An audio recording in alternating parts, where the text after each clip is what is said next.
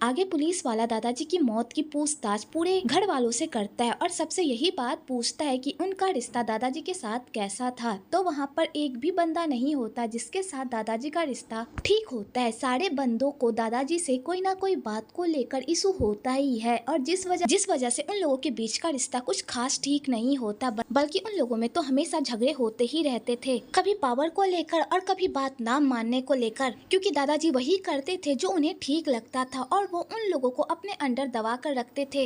यहाँ सब अपने दिल में कोई ना कोई राज छुपा कर रखते हैं और पुलिस वालों को पूरी बात नहीं बताते, बल्कि यहाँ पर तो नुआन और उसका बेटा प्रेम दोनों ही दादाजी की मौत का इल्जाम यश पर थोपने की कोशिश करते हैं और पुलिस वालों को ये बताने की कोशिश करते हैं कि दादाजी के मरने में सबसे ज्यादा फायदा यश को है। तो पुलिस वाला ये सारी बातें सुनकर पूरी तरह से शॉक्ड हो जाता है और वो प्रेम से पूछता है कि दादाजी की सबसे ज्यादा किससे बनती थी और उनका फेवरेट कौन था। तो प्रेम यहाँ पर पुलिस वाले को बताता है कि यश की दादाजी से ज्यादा बनती थी और उसकी सौतेली बहन त्री की, वो दोनों ही दादाजी के सबसे ज्यादा करीब थे। तो पुलिस वाला यहाँ पर त्री से भी पूछताछ करता है और उससे पूछता है कि क्या दादाजी की उस दिन किसी से लड़ाई हुई थी और उस दिन दादाजी आखिरी बार किससे मिले थे। तो त्री यहाँ पर पुलिस वाले को बताती है कि उस दिन दादाजी और यश की थोड़ी बहस हो गई थी, पर मुझे नहीं पता कि वो बहस किस बात को लेकर थी। यहाँ पर त्री को पूरी बात पता होती है कि वो बहस किस बात को लेकर थी, पर ये बात त्री पुलिस वाले को नहीं बताती क्योंकि त्री यश से बहुत ही प्यार करती है। एक्चुअली त्री यश की सौतेली बहन होती है, लेकिन यश ने त्री को अपनी सगी बहन की तरह पाल पोस कर बड़ा किया होता है, क्योंकि त्री के पापा त्री को बिल्कुल भी पसंद नहीं करते थे, पर त्री के दादाजी त्री को बहुत ही पसंद करते थे क्योंकि त्री के अंदर उनके खानदान का खून था और त्री उनकी लाडली भी थी। आगे यश से पूछताछ की बारी आती है तो यश यहाँ पर पुलिस वाले को बताता है कि उस दिन मेरी दादाजी से बहस जरूर हुई थी, लेकिन बिजनेस को लेकर हुई थी। और यहाँ पर यश पुलिस वाले को सारी सच्चाई नहीं बताता और यहाँ पर बहुत ही कॉन्फिडेंटली जवाब देता है। तो वो पुलिस वाला भी यश का पीछा नहीं छोड़ता और उसे टेढ़े मेढ़े सवाल पूछने लगता है। तो यश भी कहता है, तुम्हें लगता है कि मैंने अपने दादाजी को मारा है जो तुम मुझसे इस तरह के सवाल पूछ रहे हो। तो पुलिस वाला कहता है, मैं तो बस अपना काम कर रहा हूँ, तुम्हारे सारे घर वाले और तुम भी इस मर्डर के सस्पेक्ट हो और जब तक मुझे कोई क्लू नहीं मिल जाता तब तक तुम सारे घर वाले इस मर्डर के सस्पेक्ट रहोगे। तो यश कहता है, फिर तो आपको जल्दी से इस मर्डर केस को सुलझाना चाहिए और असली गुनहगार को पकड़ना चाहिए। आगे सारे घर वाले दादाजी की मर्डर को लेकर मीटिंग करते हैं और इनका मुद्दा ये होता है कि दादाजी की मर्डर की बात हमें दुनिया को नहीं बतानी चाहिए, क्योंकि अगर ये बात बाहर चली गई तो हमारी कंपनी के सारे स्टॉक नीचे गिर जाएंगे और हमें बहुत ही नुकसान होगा। इसलिए हमें ये बात छुपा कर रखनी होगी और दुनिया वालों को ये बताना होगा कि दादाजी की मौत हार्ट अटैक की वजह से हुई है। और यहाँ पर सारे लोग अपने ही अपने आइडियाज देने लगते हैं। तो यहाँ पर परम अपने बेटे से पूछता है कि तुम्हें क्या लगता है कि हमें ये बात बाहर ले जानी चाहिए या नहीं। तो यश कहता है, अगर ये बात बाहर गई तो कंपनी को इससे बहुत ही बड़ा नुकसान होगा, इससे अच्छा होगा कि हमें ये बात अभी गौन ही रखनी चाहिए और लोगों को झूठ बोलना चाहिए, तभी इससे कंपनी की रेपुटेशन बची रहेगी। लेकिन इस बात से इनकार नहीं किया जा सकता कि इस घर में से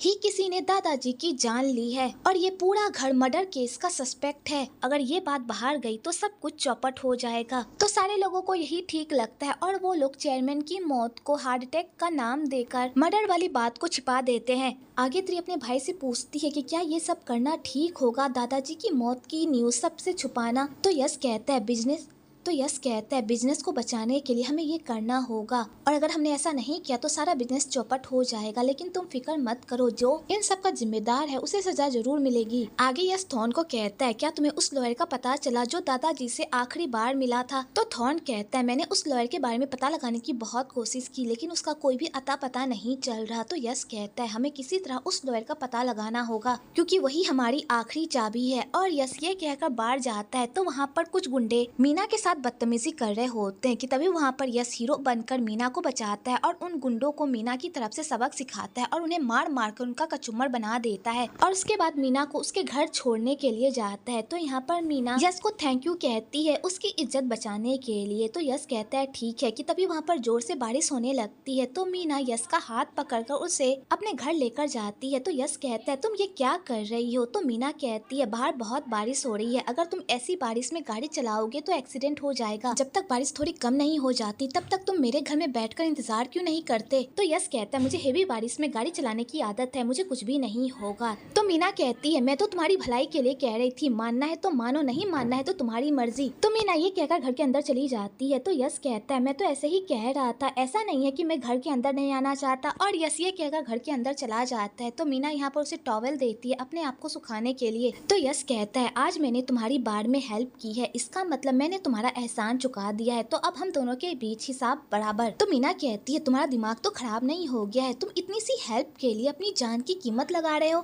बिल्कुल भी नहीं, मेरा हिसाब अभी तक क्लियर नहीं हुआ है, अभी भी मेरा एहसान तुम पर है ही जो तुम्हें चुकाना है, समझे। तो यश कहता है ठीक है मैं समझ गया, वैसे तुम्हारे घर वाले कहाँ पर हैं। तो मीना यश को बताती है कि मेरी आंटी शॉप पर है और मेरा भाई अभी भी हॉस्पिटल में ही है। तो यश मीना से उसके पेरेंट्स के बारे में पूछता है। तो मीना उसे बताती है कि उसके पेरेंट्स नहीं है। तो यश को ये बात सुनकर बहुत ही बुरा लगता है कि तभी यश को उसके बंदे का कॉल आ जाता है और यश हड़बड़ी में मीना के घर से बाहर निकल जाता है और अपने घर के लिए रवाना हो जाता है। आगे थॉर्न यश को बताता है कि जिस दिन वो लॉयर दादाजी से मिलने के लिए आया था उस दिन वो मिलने के बाद अपने घर जा रहा था, लेकिन तभी रास्ते में एक बंदा उसका पीछा कर रहा था और शायद इसी बंदे ने उस लॉयर की किडनैपिंग की है, क्योंकि उस दिन से उस लॉयर का कुछ भी अता पता नहीं चल रहा। तो यश ये सारी बातें सुनकर पूरी तरह से हैरान हो जाता है और वो पुलिस के पास जाता है और उससे जाकर पूछता है कि क्या उसे लॉयर के बारे में कुछ भी अता पता चला। तो पुलिस वाला उसे बताता है कि मैंने पूरी जांच पड़ताल कर ली है पर मुझे अभी तक उस लॉयर का कोई भी क्लू नहीं मिला है। तो यहाँ पर यश कहता है जल्द से जल्द उस लॉयर को ढूंढिए, क्योंकि वो लॉयर ही हमारी आखिरी कड़ी है। तो वो पुलिस वाला कहता है वो लॉयर तो हमारी आखिरी कड़ी है, लेकिन इन सब का शक भी तुम्हारे घर वालों पर ही जाएगा, क्योंकि तुम लोग अभी भी सस्पेक्ट हो। तो यश कहता है अगर ऐसी बात है तो जल्द से जल्द इस बंदे को ढूंढिए। और यश ये कहकर वहाँ से चला जाता है कि तभी वहाँ पर प्रेम और उसकी माँ भी पुलिस ऑफिसर से मिलने के लिए स्टेशन आती है। तो यश ये सब देख लेता है और वो समझ जाता है कि ये लोग भी उस लॉयर को ढूंढने में लगे हुए हैं ताकि वो उस लॉयर से विल हासिल कर सके जो दादाजी ने बनाई है। तो यश कहता है जल्दी से इस बंदे के बारे में पता लगाओ और पता लगाओ कि आखिरकार उसने इस लॉयर को किडनैप करके कहाँ पर रखा, क्योंकि उस लॉयर के पास दादाजी की आखिरी विल होगी और वो विल हमें सबसे पहले ढूंढनी है।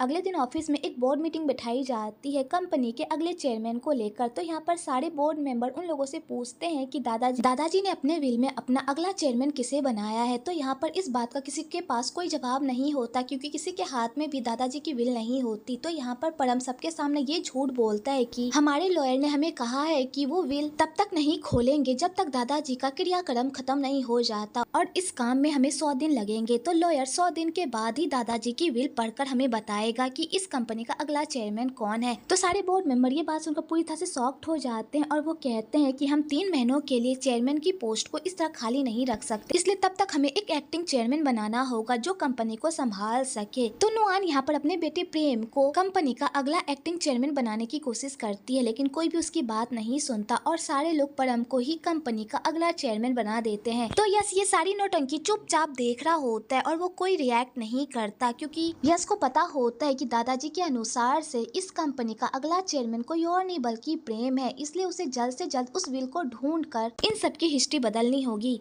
आगे परम कंपनी का चेयरमैन बनकर बड़ा ही खुश हो रहा होता है, पर नुआन को बड़ा ही गुस्सा आ रहा होता है और यहाँ पर वो उसे टॉन्ट मारती है कि वो अपने दम पर इस कंपनी का एक्टिंग चेयरमैन नहीं बना है, बल्कि उसने सारे बोर्ड मेंबर को घूस दिया है। तो यहाँ पर परम कहता तुम्हें लगता है कि तुम इतनी बड़ी कंपनी अकेले संभाल पाओगे। तो परम कहता है भले ही मैं इतनी बड़ी कंपनी अकेले ना संभाल पाऊँ, पर मेरा बेटा है जो मुझे संभालने के लिए मेरे पीछे खड़ा हुआ है। लेकिन तुम्हारे मामले में तो ये सीन ही नहीं है, तुम्हारा बेटा तुम पर डिपेंड हो सकता है लेकिन तुम अपने बेटे पर डिपेंड नहीं हो सकती, क्योंकि तुम्हारा बेटा एक नंबर का गधा है। और यहाँ पर परम नुआन को ही 4 बातें सुनाकर चला जाता है। इधर आंटी को जब पता चलता है कि कल बार में मीना के साथ क्या हुआ, तो यहाँ पर आंटी मीना को बार का जॉब छोड़ने को कहती है, पर मीना जॉब छोड़ने से मना कर देती है, क्योंकि वो अपनी आंटी पर बोझ नहीं बनना चाहती, इसलिए वो अपना खर्चा खुद निकालना चाहती है। इसलिए वो अपनी आंटी को कहती है अभी मैं बार में काम कर रही हूँ, लेकिन मैंने एक कंपनी में जॉब के लिए अप्लाई किया है, जैसे ही वो जॉब मेरी लग जाएगी वैसे ही मैं बार का काम छोड़ दूंगी आंटी, बस आप फिक्र मत कीजिए। आगे सारे लोग लोग साथ में मिलकर डिनर कर रहे होते हैं तो वहाँ पर नीता भी सबके साथ डिनर कर रही होती है। जब नुआन ये सब देखती है तो उसे नीता पर बहुत ही गुस्सा आता है और वो नीता को कहती है, क्या तुम भूल गई कि तुम्हें यहाँ पर हमारे साथ डिनर करने की परमिशन नहीं है, क्योंकि तुम इस खानदान की बहू नहीं हो बल्कि एक मिस्ट्रेस हो, और पापा ने तुम्हें तुम्हारी औकात अच्छे से दिखाई थी, तो तुम भूल कैसे गई। तो नीता चुपचाप वहाँ से जाने लगती है, पर परम उसे जाने नहीं देता और नुआन को कहता है, पहले इस घर की बागडोर पापा के हाथ में थी, इसलिए नीता यहाँ पर डिनर नहीं करती थी, लेकिन अब इस घर की बागडोर मेरे हाथ में है, क्योंकि मैं इस कंपनी का चेयरमैन हूँ, इसलिए अब से नीता यहीं पर हम लोगों के साथ डिनर करेगी। अगर तुम्हें इस बात से इतनी प्रॉब्लम है तो तुम अपने रूम में नाश्ता कर सकती हो। तो बेचारी नुआन का मुंह ही बंद हो जाता है। इधर इथॉन को उस किडनैपर का पता मिल जाता है तो वो उस किडनैपर को पकड़ने के लिए वहाँ पर जाता है, लेकिन वो किडनैपर उसे चकमा देकर वहाँ से भाग जाता है और उन लोगों के हाथ वो किडनैपर नहीं लगता, पर वहाँ पर उन लोगों के हाथ कुछ फोटोग्राफ्स लगती है, जिसे देखकर वो लोग पूरी तरह से शॉक्ड हो जाते हैं और सीधा यश को कॉल करके ये सारी बातें बताते हैं। तो यश भी ये सारी चीजें देखकर पूरी तरह से शॉक्ड हो जाता है और वहाँ से चला जाता है। आगे यश मीना को मिलने के लिए बुलाता है और उसे अपनी फियांसे बनने के लिए प्रपोज कर देता है। तो मीना जब ये सारी बातें सुनती है वो पूरी तरह से शॉक्ड हो जाती है और वो यश को कहती है, मैं तुम्हारी फियांसे नहीं बन सकती क्योंकि मैं तुम्हें पसंद नहीं करती और मुझे समझ नहीं आ रहा कि तुम्हें मुझसे इतनी जल्दी प्यार कैसे हो गया जो तुम मुझे शादी के लिए सीधा प्रपोज कर रहे हो। तो यश कहता है, क्या मैंने तुम्हें ये कहा कि मैं तुमसे प्यार करता हूँ? मैं तुमसे प्यार नहीं करता, मैं तो बस यहाँ पर तुम्हारे साथ एक कॉन्ट्रैक्ट करने के लिए आया हूँ। मैं चाहता हूँ कि तुम मेरी नकली फियांसे बनकर मेरे साथ मेरे घर में रहो और इस काम की मैं तुम्हें मुंह मांगी कीमत दूंगा। तो मीना को इस बात पर गुस्सा आ जाता है और वो यश को कहती है, तुम्हारे पास पैसे हैं, इसका मतलब ये नहीं है कि तुम मुझे इस तरह नीचा दिखाओगे। तो यश कहता है, मैं तुम्हें नीचा नहीं दिखा रहा, बस मैं तुम्हें एक ऑफर दे रहा हूँ और इस ऑफर से तो तुम्हारा भी फायदा है, एक बार इसके बारे में सोच कर तो देखो। तो मीना कहती है, आखिरकार तुम मुझे अपनी नकली फियांसे बनने के लिए क्यों कह रहे हो? तो यश कहता है, क्योंकि मेरी फैमिली जबरदस्ती मेरी शादी करवा रही है जो मैं नहीं करना चाहता, इसलिए मैं चाहता हूँ कि तुम मेरी नकली फियांसे बनने की एक्टिंग करो। पर मीना उसके ऑफर को ठुकरा देती है। तो यश कहता है, जल्दबाजी मत करो, इस बारे में पहले सोचो, उसके बाद इसका आंसर देना। और यश ये कहकर वहाँ से चला जाता है। आगे दादाजी का अंतिम संस्कार मनाया जाता है तो यहाँ पर सारे लोग आकर दादाजी को श्रद्धांजलि देते हैं। तो यहाँ पर नीता नौकरों की तरह काम करती है और सारे लोग उसे नौकरों की तरह ही ट्रीट करते हैं। तो मीना ये सब देख लेती है तो उसे अपनी मॉम के लिए बहुत ही बुरा लगता है। आगे नीता कचरा फेंकने के लिए बाहर आती है कि तभी वहाँ पर मीना आ जाती है और अपनी मॉम को देखकर बहुत ही खुश होती है और अपनी मॉम को बताती है कि मॉम, मैं आपकी बेटी हूँ। तो नीता जैसे ये बात सुनती है वो बहुत ही इमोशनल हो जाती है, पर यहाँ पर वो अपनी फीलिंग्स छुपाती है और यहाँ पर मीना के सामने ऐसा प्रिटेंड करती है जैसे वो उसे नहीं जानती और वो उसकी माँ नहीं हो। तो मीना अपनी मॉम के ऐसे बिहेवियर को देखकर पूरी तरह से शॉक्ड हो जाती है और अपनी मॉम को कहती है, मॉम, आप अपनी बेटी को पहचानने से इनकार कर रही हैं, आप क्यों झूठ बोल रही हैं? आपको पता है ना कि मैं आपकी बेटी हूँ, मैं आपको लेने के लिए आई हूँ। मॉम, मैं चाहती हूँ कि अब से आप मेरे साथ रहे। पर नीता यहाँ पर उसके साथ जाने से मना कर देती है, उल्टा यहाँ पर वो मीना के साथ स्ट्रेंजर वाला बिहेव करती है। तो मीना अपनी मॉम की ऐसी बातें सुनकर पूरी तरह से शॉक्ड हो जाती है कि तभी उधर से परम आ जाता है और वो नीता पर खूब गुस्सा करता है और कहता है, जब मैं तुम्हें एक बार आवाज दूं तो एक बार मेरी आवाज सुनकर मेरे पास आ जाया करो, इस तरह मुझे परेशान मत किया करो। तुम्हें भी पता है जब मैं परेशान होता हूँ तो मैं क्या करता हूँ। और यहाँ पर परम नीता को डांट फटकार कर घर के अंदर लेकर चला जाता है। तो मीना अपनी मॉम की ऐसी हालत देखकर फूट फूट कर रोती है। इधर